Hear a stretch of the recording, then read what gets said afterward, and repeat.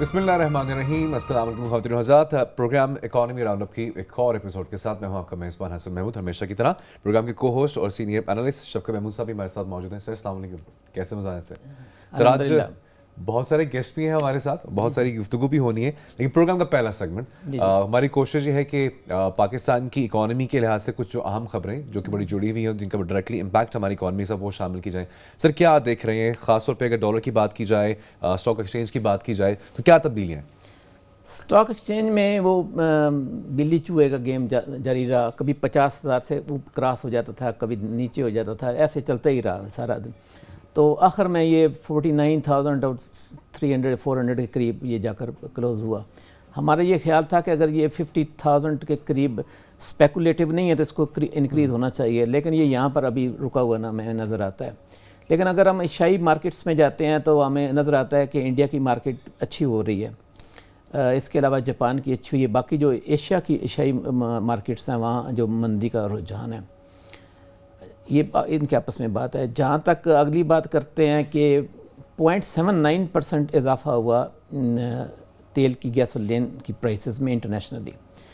پاکستان میں جو وہ اضافہ ہوا وہ تقریباً تو ₹2.75 ہوا. یعنی جو اگر انٹرنیشنل کے لحاظ سے اگر لنک کیا جاتا تو ہمارے ہاں کوئی ₹1 سے بھی کم اضافہ ہونا چاہیے تھا. تو یہ انہوں نے اضافہ اس سے بھی ڈبل کر دیا, اور یہ انہوں نے یہ کہا کہ یہ 15 دن کے لیے ہے.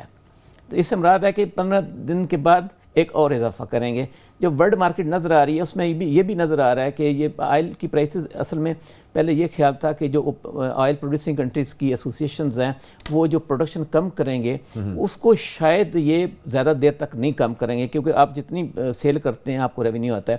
تو ابھی تک جو واچ ڈاگس نے چیک کیا یعنی دیکھا ہے تو انہوں نے کہا 80% کے قریب اس کی کمپلائنس ہو رہی ہے. اور اگر یہ کمپلائنس ہوتی رہی تو آئل کی گیسولینس کی پرائسز میں اور جو فرنس کی پرائسز میں 2.75% اضافہ ہوتا ہے. اگر اس حساب سے پاکستان ڈبل کر کے دے گا تو آپ کو خیال ہے کہ آپ کے ₹6 کا اضافہ مزید ہو سکتا ہے. یعنی بات یہ نا کہ یہ بتانا ان کو چاہیے کہ یہ اصل میں یہ بتاتے ہیں کیا ہے جی کہ ہم نے یہ جو پریشر اپنے پاس رکھا ہوا ہے اور اس سے ہمیں نقصان ہو رہا ہے. نقصان کس چیز پر ہو رہا ہے کہ ہمیں ٹیکس کم آتا ہے. بھی ٹیکس گیسولین سے ہی آپ نے سارا اکٹھا کرنا ہے عام آدمی, اور خاص کر کے ڈیزل پر. ڈیزل آپ کا را مٹیریل ہے, بار بار ہم یہ کہتے ہیں, لیکن یہ یعنی بات کو سچائی کی طرف نہیں لے جاتا ہے. سیدھا کہیں کہ ہم نے یہ بڑھانا اس لیے ہے کہ ہمارے ایک تو فسکل ڈیفیسٹ جو ہے وہ بڑھ رہا ہے, اور دوسرا ہمیں ریونیو کی کمی ہے وہ بھی ہم نے پوری کرنی ہے. تو یہ طریقہ ہے. اس کے بعد جو اس کی گولڈ کی پرائسز ہے اس کی پرائسز میں کوئی خاص میں تبدیلی نظر نہیں آئی کہ میں آپ کو بتا سکوں کہ کیا ہونا ہے. اور ہم نے یہ میرا خیال ہے کہ 2-3 پہلے پروگرامز میں یہ بات کہی تھی کہ 2017 جو ہے وہ بیرش ہوگا سونے کے لیے. یعنی سونے کی قیمت میں کوئی خاص اضافہ نہیں. پہلے تو یہ کہا جا رہا تھا نا کہ ڈونرز کا ہے, لیکن ڈونرز کی پالیسیز جو ہے نا وہ تو فلکس ہے نا, کچھ نہیں پتہ لگتا کہ کسی وقت بھی کچھ ہو سکتا ہے. تو اس کے لیے لیکن پھر بھی جو سیریس اینالسٹ ہیں جو اس کو دیکھ رہے ہیں ان کا یہ خیال ہے کہ یہ جو اس پریشر ہے سونے پر کی قیمت پر یہ زیادہ نہیں جائے گا اوپر. دیکھتے ہیں آگے کیا ہوتا ہے. اس کے بعد اگلی جو خبر ہے وہ کاٹن کی ہے. کاٹن کے لیے گروتھ کے لیے اچھی خبر ہے کہ وہ 7,100 سے زیادہ کی وہ آ رہی ہے, اس کی قیمت آ رہی ہے. بہت اچھی بات ہے. پچھلے سال جو ان کا نقصان ہوا تھا شاید اس دفعہ وہ نقصان زیادہ ہو جائے. اس کے علاوہ آپ کو پتہ ہے کہ اس دفعہ اسٹیٹ بینک آف پاکستان نے انٹرسٹ ریٹ میں کوئی چینج نہیں کی, اور آپ خوش ہوں گے کہ بھی یہ تو بڑی اچھی بات ہے. اس کی اچھی بات ہے, لیکن اصل میں بات یہ ہے کہ وہ سارے کا سارا قرضہ گورنمنٹ خود لیتی ہے 80%. ٹھیک ہے, ابھی بہت شور مچا کہ آپ کاشتکاروں کو قرضہ کیوں نہیں دیتے. یعنی بیسیکلی آپ کی جو اگر یہ انڈیا کا بجٹ کل پیش ہوا, پرسوں پیش ہوا, تو کل رپورٹ ہوا, وہ ڈسکس کریں گے ہم اگلے پروگرام میں کہ وہ کس طریقے سے یعنی وہ پاکٹس جہاں پر غربت زیادہ ہے اس کو وہ فوکس کرتے ہیں. ہمارے یہاں سے ہوتا ہی نہیں ہے. ہمارے یہاں جو غربت اوبویسلی وہ وہیں پر ہے نا جہاں پر انڈسٹری نہیں ہے, اور چونکہ ہماری ایگریکلچر میں ییلڈ جو بیچارے چھوٹے چھوٹے فارمرز ہوتے ہیں ان کو اتنا خاص پیسہ نہیں ملتا, مارکیٹ سسٹم ٹھیک نہیں ہے, تو ان کو بھی آپ کچھ فیسلٹی دیں, قرضہ دیں, تو وہ اس پر بھی گورنمنٹ کے اپنے ایم این ایز نے بھی بہت شور مچایا قومی اسمبلی میں. دیکھتے ہیں کہ حکومت ان کی بات سنتی ہے یا نہیں. ٹھیک, خواتین حضرات ایک بریک کی جانب ہم بڑھنے لگے. یہ تو کچھ اہم خبریں ملکی معاشی اعتبار سے. بریک کے بعد جب واپس آئیں گے ہمارے ساتھ ہمارے معزز مہمان موجود ہوں گے, ان کا ہم آپ کو سے تعارف کروائیں گے اور گفتگو کے سلسلے کو آگے بڑھائیں گے. ہمارے ساتھ رہے گا.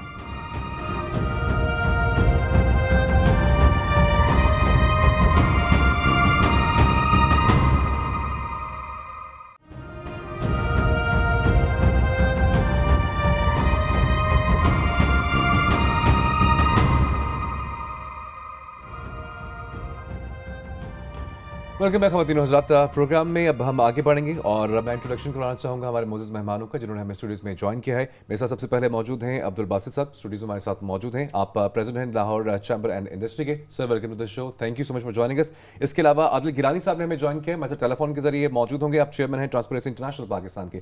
شوکت صاحب, گفتگو کو آگے بڑھانے سے پہلے ذرا مشکل کام تو ہے, لیکن ہمارے ویورز ہم سے اکثر پوچھتے بھی ہیں کہ اکانومی کے لحاظ سے بہت ساری ہم ایسی ٹانگیں بھی کھینچتے ہیں, کھینچا تانی تو کرتے ہیں, اچھی خبریں بھی ہیں کیا کچھ؟ گویا کہ مشکل کام ہے تھوڑا ڈھونڈنا, ٹیکنیکل کام ہے, لیکن it's not beyond your expertise. سے کیا بتائیں گے؟ اچھا دیکھیں حسن صاحب, بات یہ ہے کہ پچھلے 7-8 دن سے جو حکومت پاکستان کا اشتہار ہر 10 سیکنڈ کے بعد چلتا تھا کہ مبارک ہو کہ آپ کرپٹ ترین ممالک سے نکل کر آپ میڈیم کرپٹ لوگوں میں آ گئے ہیں, اور یہ فرسٹ ٹائم ہی ہوا ہے سارک کنٹریز کے اندر. ہم واحد ملک ہے جس میں کہ بہتری آئی ہے. اب یہ بات جو کی گئی ہے اس کا زمینی حقائق کے ساتھ کیا تعلق ہے, یہ ہم پوچھنا چاہیں گے.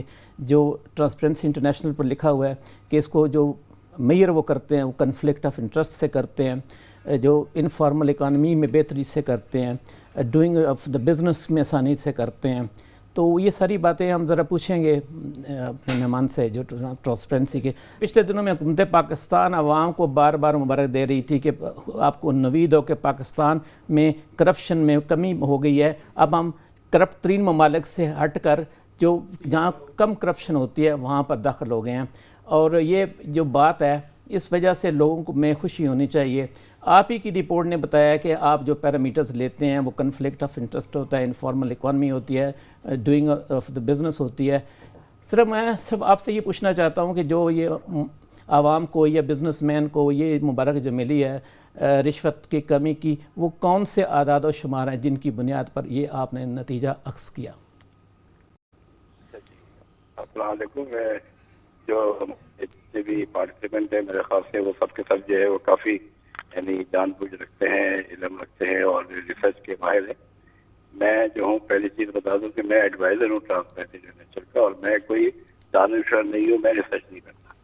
یہ جو آپ کو ٹرانسپیرنسی انٹرنیشنل کی کرپشن پرسپشن انڈیکس ہے, یہ ایسا ہے کہ یہ 1994 سے جو ہے یہ ٹرانسپیرنسی انٹرنیشنل جو ہے وہ ایک پرسپشن انڈیکس جو ہے وہ جاری کرتی ہے, اور وہ پرسپشن انڈیکس جو ہے وہ بیس کرتی ہے 13 مختلف سورسز ہیں جو کہ مختلف اوقات میں جو ہے وہ یعنی اپنے ممالک کی جو ہے وہ انڈیکس اور اس کے جو ہے وہ رپورٹ بناتے ہیں. اس میں کرپشن کا بھی ہوتا ہے, اس میں سلیکشن کا میتھڈ یہ ہوتا ہے کہ وہ سورسز جو ہے وہ یعنی سارے ملکوں کا ہونا چاہیے, کمپیریزن ہونا چاہیے, اس میں کرپشن کا کوشچن ہونا چاہیے اور ریگولر ہر سال ہونا چاہیے. وہ ٹوٹل جو ہے سروے وہ جو انڈیکس کے لیے جاتے ہیں, جو رپورٹس کراتی ہیں, وہ 13 ہے. افریقن ڈیولپمنٹ بینک ہے, بیٹرنس ہے, فاؤنڈیشن ہے, اکنامک انٹیلیجنس یونٹ ہے, فریڈم ہاؤس ہے, گلوبل انسائٹ ہے, ورلڈ بینک ہے, ورلڈ اکنامک فورم ہے, ورلڈ جسٹس پروجیکٹ ہے, اس طرح کے. تو ان کی جو ہے جو رپورٹس ہیں یہ سروے نہیں ہوتے, یہ رپورٹ بناتے ہیں analysis report risk assessment for the purpose of investigating every country which they loan اور گرانٹ, یا ان کے جو بھی ان کے پارٹیسپینٹ ہیں وہاں پہ پیسہ انویسٹ کرتے ہیں. تو اس میں ان کے یہ ہر رپورٹ کے جو ہے اس میں لیا جاتا ہے, اور جس جگہ جس کنٹری کی 3 سروے 13 میں سے کم از کم ہو تو اس کو شامل کیا جاتا ہے. تو لاسٹ ایئر جیسے 168 سے اب جو ہے 176 ہو گئے, 8 بڑھ گئی یہ کنٹری, اس کے سروے زیادہ آ گئے. سر بہت شکریہ, آپ نے یہ بتایا طریقہ کار. ذرا ہمیں وہ بتا دیجیے کہ آپ نے اگر امپیریکل ایویڈنسز دیکھے ہیں اگر, تو کیا آپ اس رپورٹ سے متفق ہیں جو انہوں نے کہا ہے کہ پاکستان میں رشوت میں کمی ہوئی ہے؟ report. This is the most credible report in the world on corruption of any country in the world. मैं आपको बता दूं, इस रिपोर्ट के इंडेक्स की बेसिस पे पूरी दुनिया के बिजनेस हाउसेज, गवर्नमेंट्स, पूरे जो इंस्टीट्यूशंस हैं, IMF है, वर्ल्ड बैंक है, ADB है, वो अपने लोन में इस फैक्टर को देख के उस कंट्री के लिए, भूटान हो या पाकिस्तान हो या इंडिया हो या श्रीलंका, उसमें जो लोन देते हैं या ग्रांट देते हैं, इसके बेसिस पे उसकी रिस्क एनालिसिस करके, और अगर रिस्क ज़्यादा है, करप्शन ज़्यादा है, तो उसके अंदर रिस्क फैक्टर ज़्यादा डाल देते हैं, इंश्योरेंस ज़्यादा मांगते हैं, गारंटी. इसीलिए आप देखेंगे IMF जब पैसा देता है तो कंडीशनलिटी रखता है आपके ऊपर, क्योंकि आपकी क्रेडिबिलिटी जो है वो सिर्फ 32 मार्क्स है आउट ऑफ 100. अच्छा सर एक मुझे ज़रा इजाज़त दीजिएगा, मैं ज़रा बासत साहब को भी शामिल गुफ्तगू करूँ. सर एक तो आपको मुबारक हो कि रिश्वत में कमी हो गई है, ये अच्छी बात है, बल्कि आपको हमें खाना खिलाना चाहिए कि आप बिज़नेस में करते हैं, आप कमी हुई है. तो एक बात ये होती है कि एक एलीट क्लब्स होता है, अगर IMF एक बात कर देता है ना, तो वो फिर मिस्रा यहाँ से मतला से शुरू होकर मक्ता तक एक ही होती है रिपोर्ट. फिर ब्लूमबर्ग हो जाए, वर्ल्ड बैंक हो जाए, IFIs हो जाए, ADP हो जाए. अब कल तो वॉल स्ट्रीट जर्नल ने कहा है कि जी पाकिस्तान में इम्प्रेसिव किस्म की मिडिल क्लास डेवलप हो रही है, और हमें पता लगता है कि यहाँ ज़मीनी हक़ाइक़ तो ये हैं कि हमारी जो पर कैपिटा इनकम है वो 5,000 रुपये से भी कम है. तो क्या आपको नज़र आता है कि हमारे यहाँ रिश्वत, बल्कि मैं ये सवाल इस तरीके से करता हूँ कि जब हम ये कहते हैं कि रिश्वत कम हुई है, तो क्या रिश्वत लेने वालों की तादाद कम हुई है या रेट ऑफ रिश्वत कम हुआ है? शुक्रिया जी. बात ये है कि ये एदाद शुमार तो ट्रांसपेरेंसी इंटरनेशनल दिए हैं. बात चीज़ें ऐसी होती हैं जो अपनी मौजूदगी का एहसास खुद दिला देती हैं कि ये मामलात जो हैं, इसमें डेफिनेटली इसका एक बहुत पॉजिटिव कंपोनेंट जो है वो ये है कि हमारी स्टॉक एक्सचेंज 50,000 की हद को छू रही है. हमारे यहाँ जो हैं स्टॉक्स हैं, रिज़र्व जो हैं फॉरेन एक्सचेंज के, they are the ever highest. हमारी जो सबसे अहम चीज़ है कि बिज़नेस कम्युनिटी इस वक्त इस स्ट्रगल में है कि ये जो CPEC की वजह से यहाँ पर जो एक्टिविटी होने जा रही है, क्या हम खुद तैयार हैं उसमें उस चैलेंज को निपटने के लिए, क्योंकि उनके भी बहुत से ख़दशात हैं कि शायद क्योंकि जैसे उनको मराहत दी जा रही हैं, उनकी मशीनरी, उनकी रॉ मटेरियल, उनकी सारी चीज़ों की इंपोर्ट के ऊपर ड्यूटी ख़त्म हो रही है, लेकिन यहाँ पर लोकल इंडस्ट्री वही आइटम्स जो प्रोड्यूस करने के लिए जो रॉ मटेरियल मंगवा रही है या लोकल टैक्सेस जो हैं वो उनके ऊपर उसी स्पीड से लग रहे हैं. चैम्बर में बैठे होते हैं, आपका वास्ता टैक्स हुकाम से भी पड़ता है, आपका बिजली वालों से भी पड़ता है, सुई गैस वालों से भी पड़ता है, और हर किस्म के जो भी रेगुलेटर है उनसे वास्ता पड़ता है. तो क्या आप समझते हैं कि अब वहाँ पर काम कराने में आसानी पैदा हो गई है? जी डेफिनेटली हुई है. मैं आपको लेस्को का बताऊं कि पिछले दिनों हमारे पास वो आए हुए थे लेस्को चीफ. हमने वहाँ सारे मेंबर्स जो हैं उनकी मुश्किलात अपनी अपनी जगह थी, सब ने जो जो मसाइल उनको बताए. अब मुझे आज ये बताते हुए बड़ी खुशी हो रही है कि लोगों ने आकर मेरा शुक्रिया अदा किया कि हमारा मसला हल हो गया. And they were very happy. हमारे जो मेंबर लाहौर चैम्बर के हैं, तो मैंने उनसे यही सवाल किया. मैंने कहा जी तरीक़ाकार अख्तियार क्या किया है? कहने लगे जी सिर्फ आपने कहा और हमारा काम हो गया. तो फिर मेरी उनसे मुलाकात हुई लेस्को चीफ से. वो दोबारा चैम्बर आए, हमने ये चीफ जस्टिस साहब को बुलाया हुआ था, MOU साइन किए हैं, हमने अपना वो मीडिएशन सेंटर जो है उसको एक्टिवेट किया है, तो उसका इफ्तिताह करने आए थे चीफ जस्टिस साहब. तो वो मुझे उन्होंने पहला सवाल आते ही ये किया कि जी आप खुश हैं? तो मैंने कहा जी मेरे मेंबर खुश हैं तो मैं खुश हूँ. अच्छा, तो ये आदिल साहब के पास चलते हैं जी. इन्होंने एक अच्छी नवीद सुनाई कि एक अदारे से, तो इनको ये खुशी बात है. शौकत साहब, इससे पहले कि आप आदिल साहब के पास जाएं कि ब्रेक जो है हमारे पास ड्यू है, एक ब्रेक की जानिब बहुत ही ब्रेक लेंगे, गुफ्तगू के सिलसिले को यहीं से आगे बढ़ाएंगे. Stay with us.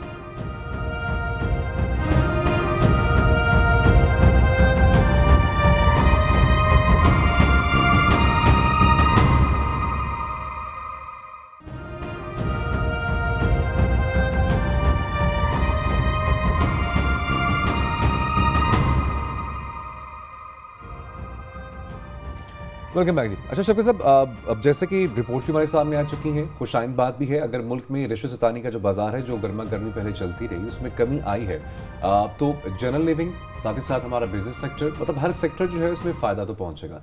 यहाँ पे एक चीज़ और भी इंपॉर्टेंट है सर पूछना, जैसे कि आपने भी सवाल पूछा कि रिश्वत देने वाले कम हो गए हैं या रिश्वत लेने वाले कम हो गए हैं। सवाल तो ये भी है, क्या वो लोगों में भी कमी आ चुकी है जो सख्त नहीं रखते अब रिश्वत देने की।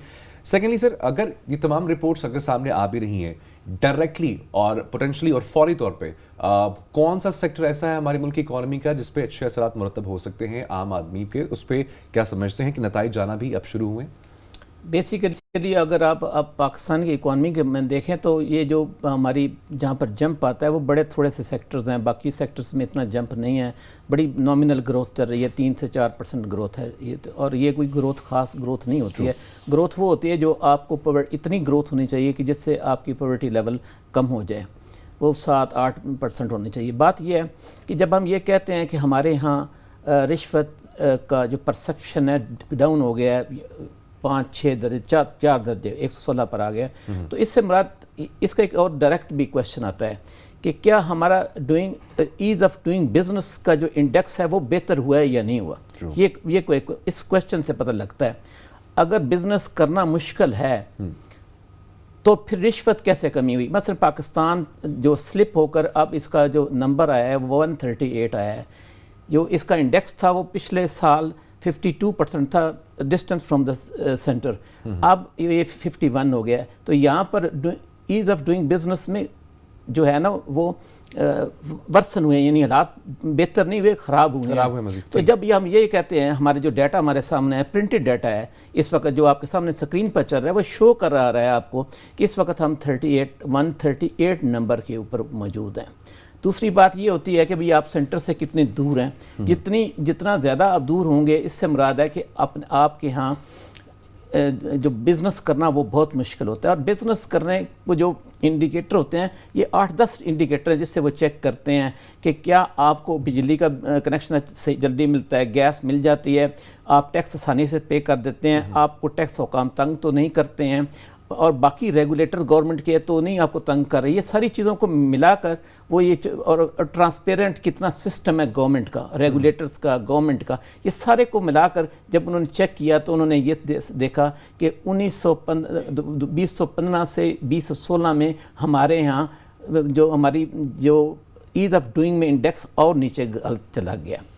अब ये तो हम आपसे पूछेंगे सर कि जब हम ईज़ ऑफ डूइंग बिजनेस में हम अभी तो आपने एक महकमे की बात की, और वो चूँकि सोलो एक महकमा हो सकता है, एक्सेप्शन भी हो सकते हैं। जनरली जो बात करते हैं आम आदमी तो समझता है कि हुकूमत का जो निज़ाम है, ख़ास करके टैक्सेस का निज़ाम इंतहाई पेचीदा निज़ाम है। जब तक आप कोई कंसल्टेंट ना रखें आप काम ही नहीं कर सकते, और आपको बजाय कि आप बिज़नेस करें आप हर वक्त टैक्सेस हुकाम के वही होते हैं कि इस तरीके से। तो आप इसके बारे में क्या कहते हैं? जी बिल्कुल, आपने सही निशानदेही की है कि जो सबसे डिफ़िकल्टी है इस वक्त किसी भी बिज़नेस में बिज़नेसमैन के लिए वो हमारा टैक्स का निज़ाम है।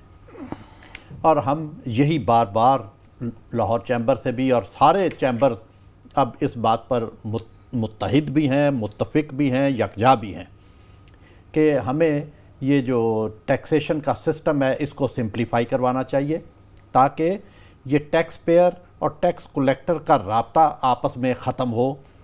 उसके साथ ये जो हमारी रिश्वत वाला काम है इसमें और मज़ीद बेहतरी आएगी, क्योंकि आप देखें कि अभी ये जो इन्होंने नई ऑडिट पॉलिसी दी है, जिसके तहत एक शख्स, एक कंपनी जिसका ऑडिट पिछले साल हो चुका है, अब एक साल में वो 2 दफ़ा भी ऑडिट खोल सकते हैं।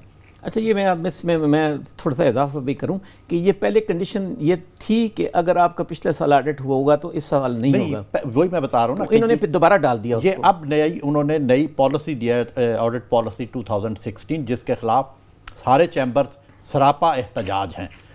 क्योंकि इसमें पहले ये होता था कि 20% बैलेटिंग के ज़रिए 20% जो कंपनियां हैं या अशख़ास हैं उनका ये बैलेटिंग के ज़रिए नाम निकाल के उनका ऑडिट करते थे, फिर उनको उस लिस्ट में से निकाल देते थे ताकि उसकी बारी दोबारा ऑडिट के लिए आएगी तो 5 साल के बाद आएगी।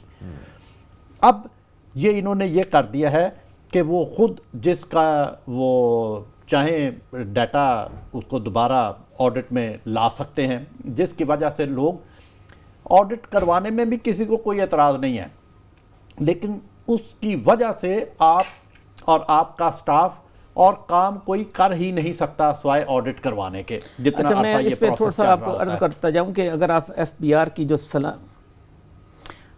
اگر ایف پی آر کی سالانہ رپورٹ 2016 میں دیکھیں تو جو کلیکشن آن ڈیمانڈ ہوتی ہے یعنی جو آڈٹ سے ہوتی ہے اس میں 20% کمی ہوئی۔ اگر آپ کے نتائج یعنی آپ آڈٹ سے کچھ لے ہی نہیں سکتے تو آپ آڈٹ کرتے کیوں ہیں؟ کرتے کیوں ہیں، بالکل، اور اگر آپ ڈائریکٹ ٹیکس کلیکٹ نہیں کر سکتے تو کرتے کیوں ہیں؟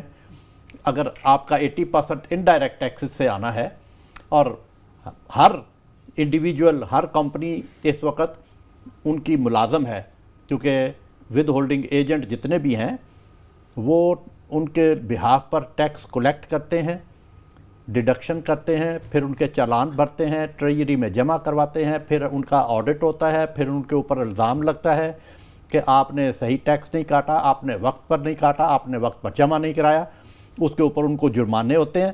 ہم انہیں کہتے ہیں کہ بھائی خدا را یہ اس کی ایک کاسٹ ہے کہ میں نے اگر ملازم رکھا ہوا ہے چالان بھرنے کے لیے، ٹیکس کاٹنے کے لیے، ٹیکس جمع کروانے کے لیے، تو مجھے کم از کم وہ کاسٹ تو ملنی چاہیے۔ It's an additional burden on my اچھا باسط بزنس۔ صاحب، اگر میں آپ کی یہ جو آپ نے بات کی ہے کہ نظام انتہائی پیچیدہ ہے اور اسی کام میں پڑے رہتے ہیں، تو اس سے ایک اور نتیجہ بھی عکس ہو جاتا ہے کہ جتنا نظام ٹیکسز کا پیچیدہ ہوگا اتنا ریٹ آف رشوت بھی بڑھ جائے گا۔ تو ابھی یہ کہنا کہ رشوت کم ہوئی ہے اور ٹیکسز کا نظام پیچیدہ ہو گیا، دونوں چیزیں آپس میں یعنی they are by itself ایک دوسرے کو کنٹرڈکٹ کرتے ہیں۔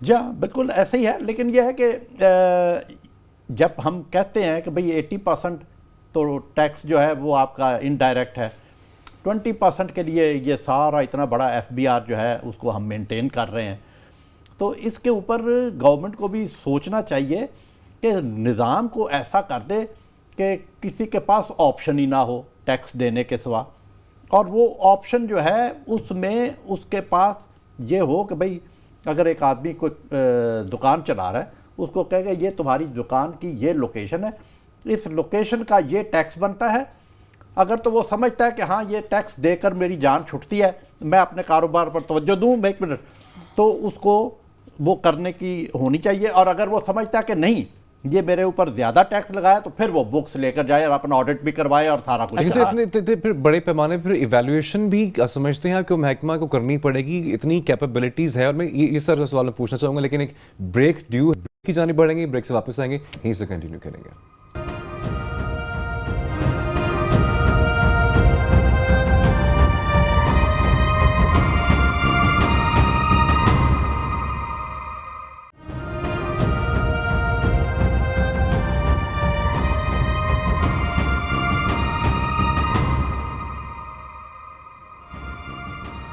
ویلکم بیک جی۔ کچھ چیلنجز کے حوالے سے بات ہو رہی تھی بریک پہ جانے سے پہلے۔ شفقت صاحب، اچھا سر، عادل گیلانی صاحب نے بھی ہمیں جوائن کر لیا، ہمارے ساتھ موجود ہیں۔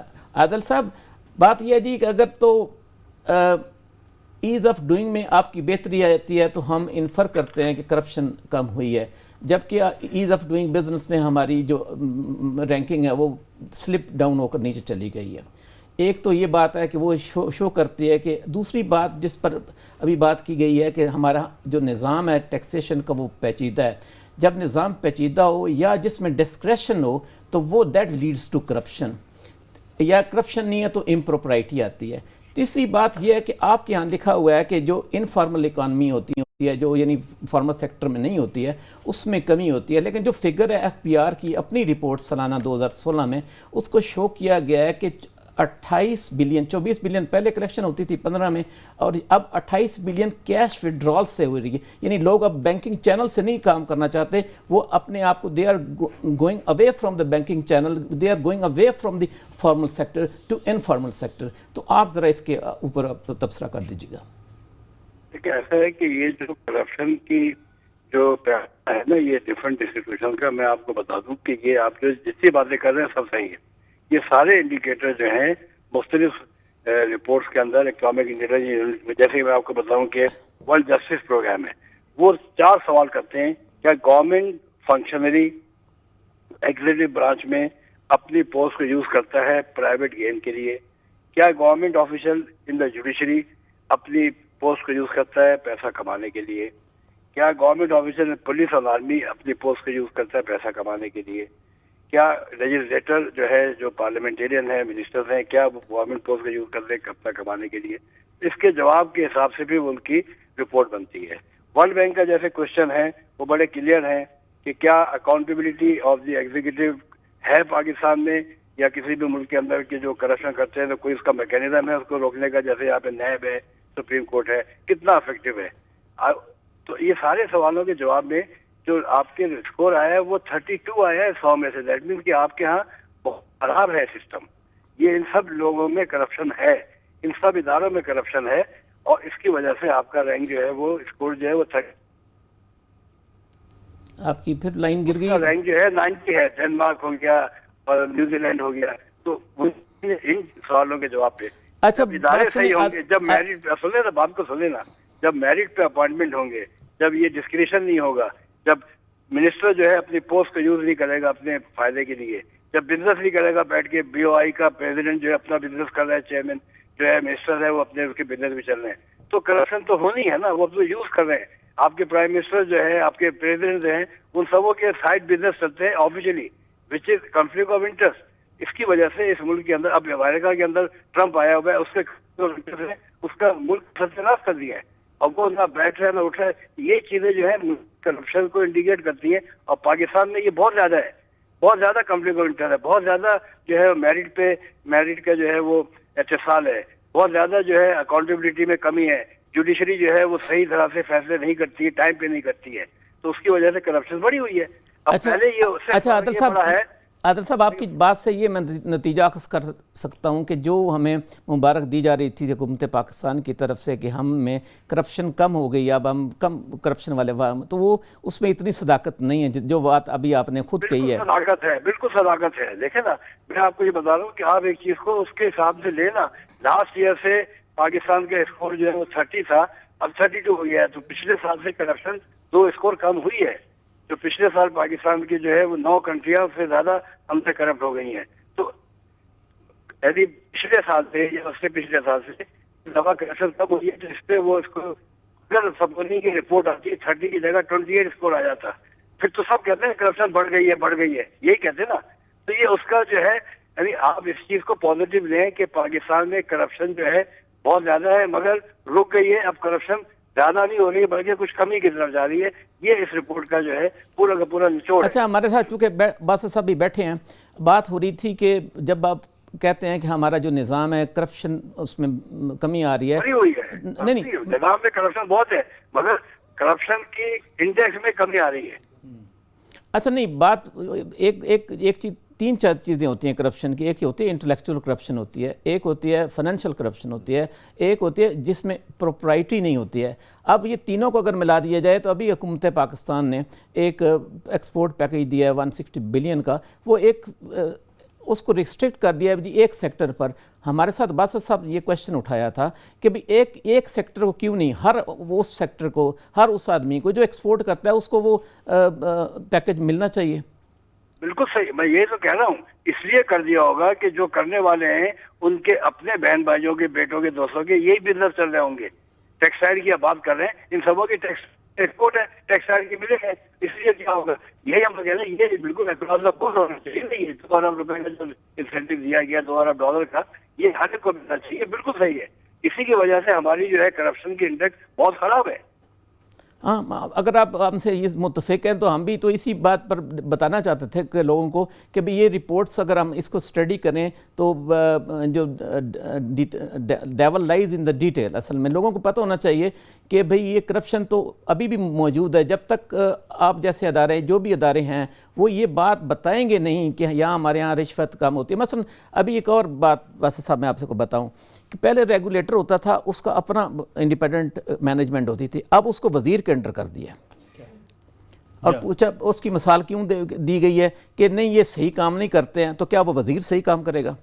بالکل صحیح، بالکل صحیح. کیونکہ اب آپ دیکھیں نا کہ اسی لیے یہ جب ریگولیٹر وہ ختم کیے ہیں ان کے بعد ساری یہ آپ ایل پی جی دیکھ لیں، گیس دیکھ لیں، ان کی قیمتیں سب کی بڑھنا شروع ہو گئی ہیں. تو بہرحال میں آپ کی ان ساری بات کا آپ کو ایک بات بتاؤں کہ جب آپ ڈسکریشنری پاورز کو ختم کر دیں گے تو کرپشن خود بخود ختم ہو جائے گی، کم ضرور ہو جائے گی. تو یہ تو ایک بالکل عیاں ہے. اب آپ یہ دیکھیں کہ ہم نے جیسے گیلانی صاحب نے بھی کہا کہ یہ جو پیکج جو ہے اس لیے ان چند سیکٹرز کو دیا گیا ہے کہ یہ لابنگ ہے، یہ انفلوئنشل ہیں. ہم یہ چاہتے ہیں کہ جی پاکستان جو ہے اس کی آپ دنیا میں آپ دیکھیں $300 بلین کی حلال فوڈ کی ایکسپورٹ ہو رہی ہے، ٹریڈ ہو رہی ہے. پاکستان کا حصہ اس میں نہ ہونے کے برابر ہے. پاکستان 57 اسلامی ملکوں میں واحد وہ ملک ہے جو کہ اس کا سب سے بڑا سٹیک ہولڈر ہو سکتا ہے. اس وقت وہ ساری جو ٹریڈ ہو رہی ہے اس کے وہ کون سپلائی کر رہے ہیں؟ وہ آل نان مسلم کنٹریز. یہ لیٹ می کمپلیٹ دس کیونکہ یہ بڑا ضرور اہم ہے. اس میں ہم یہ کہتے ہیں کہ جی آپ یہ جو پیکج دیا ہے اس کا ایک پیکج کو ایکسٹینڈ کریں ٹو حلال فوڈ سیکٹر. اگر ہم اس 300 بلین میں سے 10% بھی شیئر لیں تو یہ $30 ارب کی ایکسپورٹ بنتی ہے جو ہماری آج کی ٹوٹل ایکسپورٹ کا 1.5 گنا ہے. سو یہ ہمیں ان چیزوں کے اوپر سوچنا چاہیے کہ بھئی ہم ایک سیکٹر کو بالکل اگنور کر رہے ہیں. اتنا بڑا سیکٹر ہے اور اس میں سب سے اہم سیکٹر جو ہے فوڈ میں جو ویلیو ایڈڈ چیزیں بھیج سکتا ہے وہ ہے پولٹری. اور پولٹری کے لیے ان کو اور بلکہ اوور آل فوڈ سیکٹر کو ایک تو زیرو ریٹنگ کرنا چاہیے اور اس کو ان 5-6 سیکٹر جن کو یہ پیکج دیا اس میں انکلوڈ کرنا باسط چاہیے. صاحب میرا خیال ہے کہ عادل صاحب آپ کے اس پوائنٹ کو شاید نوٹ کر کے متعلقہ جو بھی ان کا طریقہ کار ہے اس پر. نہیں بالکل دیکھیں یہ تو مجھے آج پتہ چلا کہ یہ اس کی ڈسکریشن کی گئی بالکل غلط کیا گیا ہے، ناٹ ٹرانسپیرنٹ کیا گیا ہے. اور ہیلو جی سن رہے ہیں. اس کو جو ہے انسینٹیو جو دیا گیا ہے ان کو اکراس دا بورڈ پورے ایکسپورٹ کے ہر سیکٹر کو ملنا چاہیے جو انسینٹیو یہ دیا گیا ہے. یہ صرف ایک سیکٹر کو یا 4 سیکٹر پہ نہیں ہونا چاہیے. ہمیں پورے پاکستان کی ایکسپورٹ بڑھانی ہے، چاہے ٹیکسٹائل ہو، چاہے مشینری ہو، چاہے پولٹری ہو، چاہے میٹیریل ہو.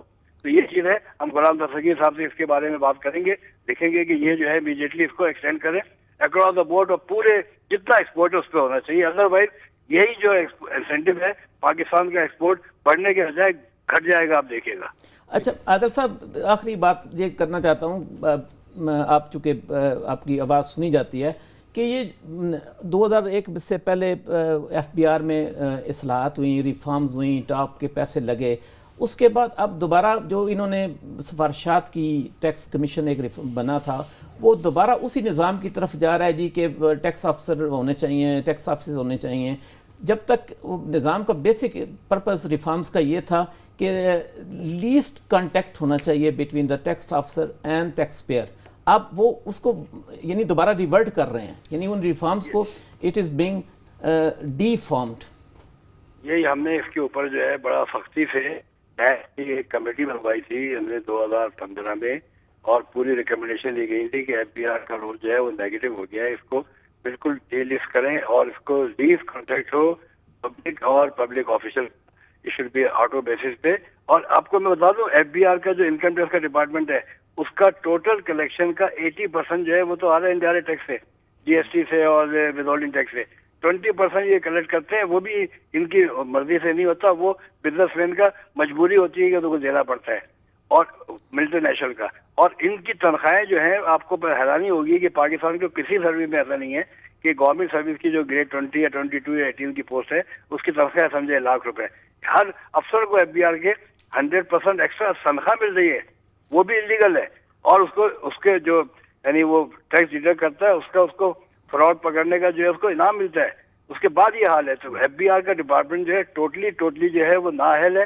اور اس کی وجہ سے ہمیں تو یہ ہم نے بتایا، اسحاق ڈار صاحب کو بتایا، ہم نے FBR کے چیئرمین کو بتایا کم از کم 8,000 ارب روپے سالانہ کی جو ہے یہ ٹیکس چوری کروا رہا ہے FBR. اور یہ پکڑ سکتا ہے، پکڑتے نہیں ہے. ایک حوصلہ ہوتا ہے، پکڑتے ہیں، جا کے کورٹ میں چلے جاتے ہیں. 4,500 ارب کی تو اسٹیٹ ایلیجبل کورٹ سے. اچھا بات سنیں کہ آپ نے یہ ٹیکس گیپ کا بات کی ہے تو آپ نے ڈار صاحب سے بات کی ہے، آپ نے چیئرمین FBR سے بات کی ہے تو انہوں نے کیا ریکمنڈیشن دی ہوئی ان کو. نہیں فرصت نہیں ہے ان کے پاس ان چیزوں کو کرنے کے لیے. اگر جو مین محکمہ ہے جو ریونیو اکٹھا کرتا ہے اس کو فرصت نہیں ہے تو پاکستان میں رشوت کیسے کم ہو سکتی ہے؟ اسی لیے تو پاکستان رشوت کے اندر 32 نمبر ہے یار, 33 پاس ہوتا ہے نا, ابھی تو پاسنگ بھی نہیں ہے. اس چیز میں آپ کو خوش نہیں ہونا چاہیے کہ آپ بہت زیادہ اچھے ہو گئے. آپ بس یہ چیز ہے, بہتر ہے کہ پچھلے سال سے کرپشن ہماری خراب نہیں ہوئی ہے. بس this is an achievement of this government. ٹھیک ہوگا. عادل گیلانی صاحب اور عبدالباسط صاحب آپ دونوں ہمارے ساتھ موجود ہیں. کا وقت جو ہے ہمارا وہ اب ختم ہو چکا ہے. شوکت صاحب آخر میں کنکلوژن ریمارکس کیسے کنکلوڈ کریں گے آج کی گفتگو کو؟ بات یہ ہے کہ میں کنکلوڈ کرنے سے پہلے میں ایک بات کہنا سر، چاہتا ہوں. جی پلیز. وہ یہ کہ ہمیں اس بات پر ضرور خوش ہونا چاہیے کہ پاکستان کے انڈیکیٹرز جو ہیں وہ بہت اچھے ہیں. اچھا حسن صاحب, میں تب خوش ہوں گا کہ پاکستان کے انڈیکیٹرز جو ہیں نا وہ مجھے اپنے کرو میں, یعنی کیمرہ مین جو بیٹھے ہیں, جو ہمیں چائے سرو کرتے ہیں, جو ہم عام آدمی ہمیں نظر آتے ہیں گاؤں میں آتے ہیں, اگر وہاں پر مجھے یہ ان کا یہ ہم سنتے آ رہے ہیں کہ ہمارے پازیٹیو انڈیکیٹر بڑے ہیں, اگر وہ خاموش آواز میں اگر یہ بات آ جائے کہ ہاں ہم خوش ہیں, ہمارے حالات ٹھیک ہے, تو میں سمجھوں گا کہ ہاں واقعی ٹھیک ہے. اور یقینی طور پہ ہر پاکستانی کی خواہش بھی ہے. خواتین کے ساتھ آج کے پروگرام کا وقت ختم ہوتا ہے. اپنے میزبان حسن کو اجازت دیجیے. اپنے فیڈ بیک سے ہمیں ضرور آگاہ کیجیے گا. اللہ حافظ.